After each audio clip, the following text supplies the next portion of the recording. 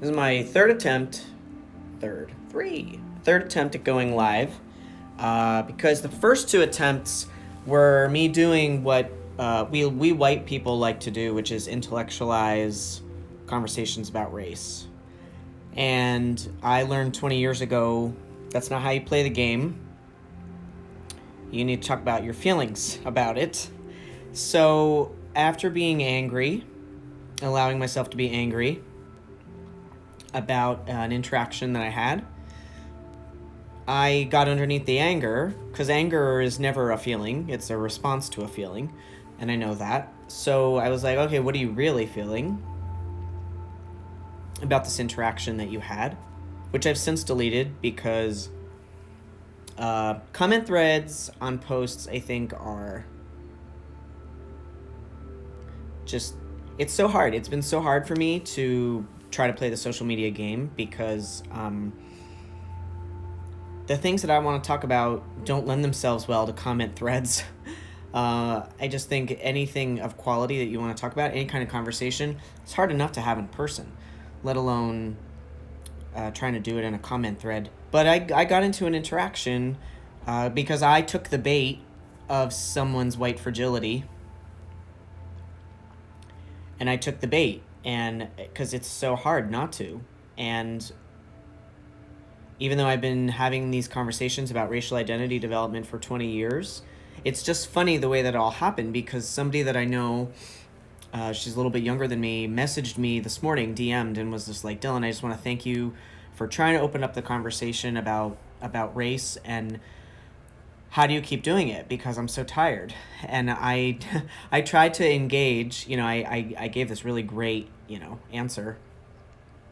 And then, like a mere hour later, this comment pops up, which is just like this very, very innocent, ignorant response, very kind of typical response that just denies that racism exists, the way that folks experience it. And I just completely let myself get, I just took the bait. I took the bait and I tried to engage with this person at a level that they don't have. And because that's essentially the way that we're having race conversations in this country, is my opinion. There's like two different experiences. There's people over here who have been having the conversations. They understand it's a social science. There's been books written about it. There's experts. You can like name people like Peggy McIntosh. You can name, Beverly Daniel Tatum, Tim Wise. You can. There's people who can do that. Some people would say it's name dropping. Some people would just say you've been having the conversations, and you can acknowledge the people who are leaders in the field and have been doing the work. And then there's other people. I'm gonna turn my little music down. Then there's other people that just don't have that awareness. And so what's happening is there's some people who have this awareness, and they're having this conversation with these concepts and this vocabulary, and then there's other people who just aren't even aware that it's a thing, and they just kind of show up with their personal opinions, which are not invalid, but they're just ill-informed. And the experience is, white fragility, where some white people who are really trying to eradicate and dismantle racism try to engage with a white person and say, so, kind of like you would if someone has toilet paper on their shoe. I'm not at all. I'm just making an analogy. You just want to, even gently, like point it out, like, oh, just don't know if you realized you've got this thing. It's a thing called white privilege. And then there's like all this reactivity. You have to like hold that space. And I just, for as much as I've tried to stay out of these conversations, well, I've been having them, but I've been trying to like mediate my experience and my participation, and really trying to work on my own anger, because I know it doesn't serve me or other people to be angry about white fragility and ignorance. So anger was like my immediate reaction. And then I just realized, no, what I actually feel is sadness. I feel such deep, profound sadness. that I feel sadness about denial, as a concept. Nothing can change. Nothing from what you eat to going to bed to the person that you're partnered to. If they're not right for you and you're in denial about it, you're going to stay in that relationship. I did that. If you're, not feeling comfortable exercising, you're not going to exercise. And you're just, it's so.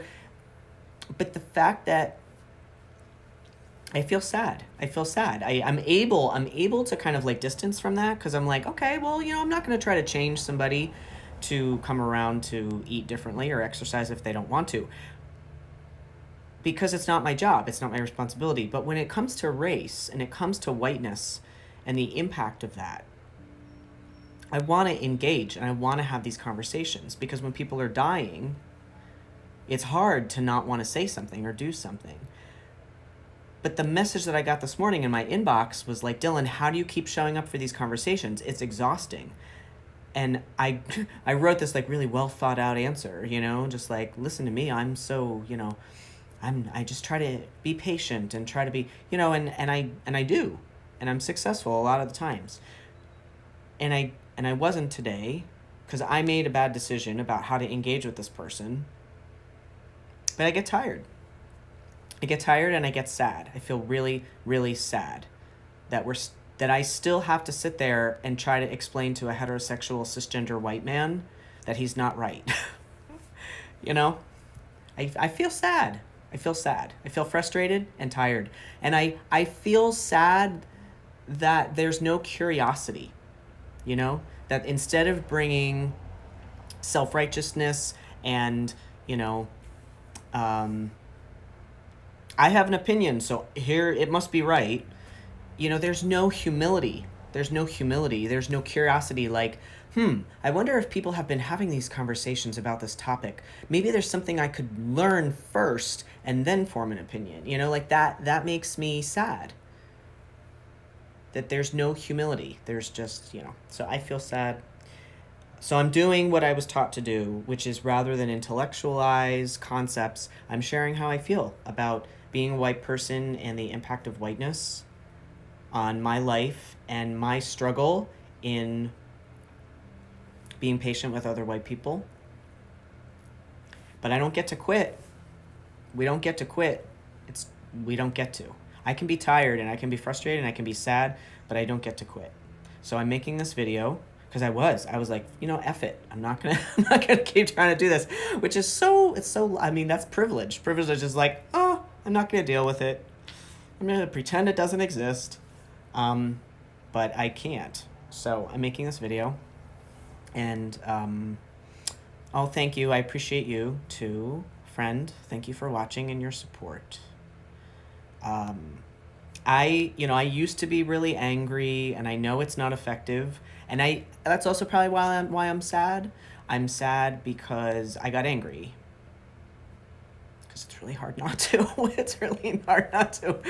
And I did a good job at mediating, but the person still experienced it as anger and reactivity. And that's because comment threads are horrible places to have these conversations. You can't read tone, you can't read body language, and I knew better. And I did it. So I'm frustrated with myself. Lesson learned, I deleted the comment thread because that person wasn't prepared for that interaction. And if I knew better, I should do better. It's what Maya Angelou says. So that's my lesson, and I will do better next time.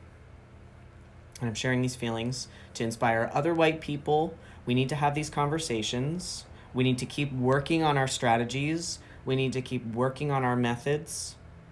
We need to not get frustrated with ignorance and impatient with ignorance. We need to keep showing up and not be in denial and not hide. And we cannot bring anger and self-righteousness because it's really off-putting.